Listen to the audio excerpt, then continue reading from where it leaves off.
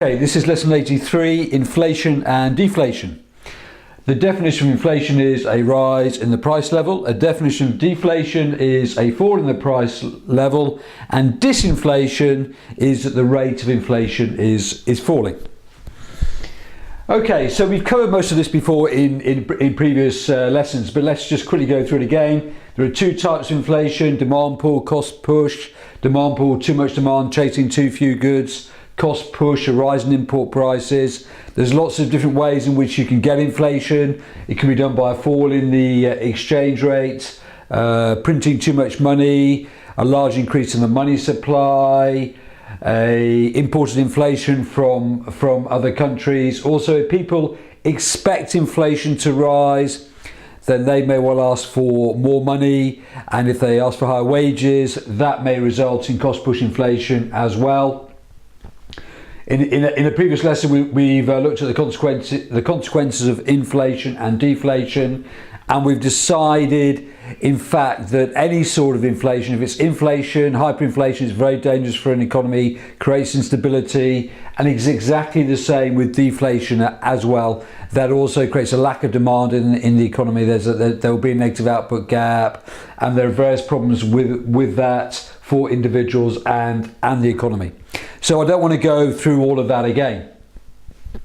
However, there's two bits that we also need to look at, which is how changes in world commodity prices affect domestic inflation.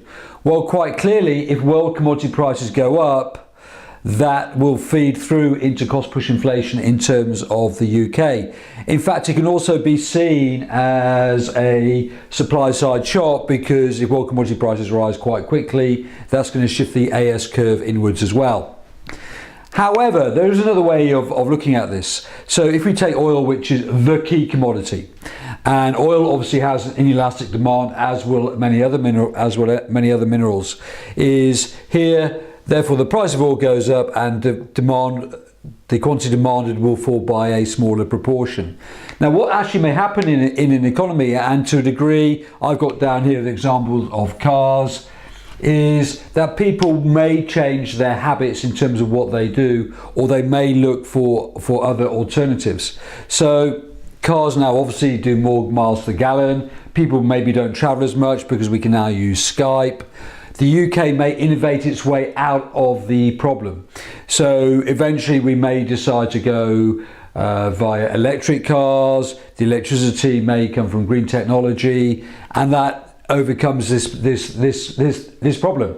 And that's really the free market at work, because the free market says, okay, if this good goes up in price, then this will happen.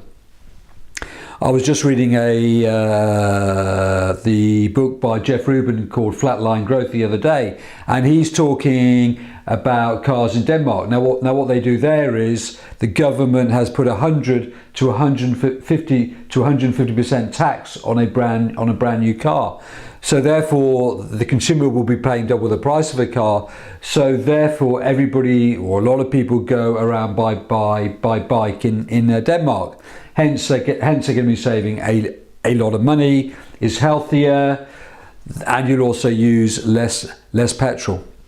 So it may be the case that actually, even if world commodity prices do go up, then people may innovate their way out of the problem. Even in terms of food prices, if the price of food goes up, then people will start to grow their own food, or they may start to look at different ways of growing food. They will research development will move into that area. How changes in other economies can affect inflation in the UK? Well, this is a new line that's appeared on the syllabus.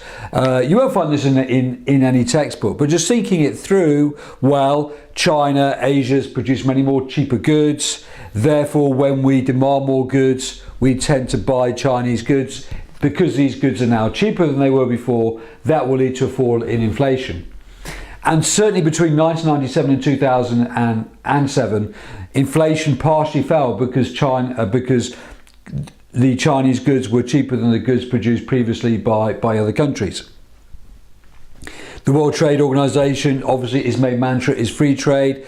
Once there's more free trade, that will increase competition. If there's more competition, we would also expect prices to fall. As we innovate more, as there's world economic growth, countries may decide to innovate more, so therefore goods become cheaper, so therefore prices fall once again. However, really right now, because we're talking because of the growth of China and India, and I'll say they're the cause of cost push inflation as if this is really bad. Not really. You can't blame, obviously you can't blame these countries for wanting to industrialize, but the levels of growth are so large that there is bound to be a knock-on effect in terms of resources. So even though we say, okay, in the 1990s, that the role of China actually led to lower inflation, we can argue now that China and India, particularly China, because it's buying up a lot of the world's resources, it's spending a lot of money abroad to make sure that China has enough resources going into their country, they are now the cause of cost push inflation. So this here is the whole of inflation, right? You obviously need to learn over all of this, and the sooner you learn it, the easier it is to construct an answer. But this is inflation and deflation done, lesson 83.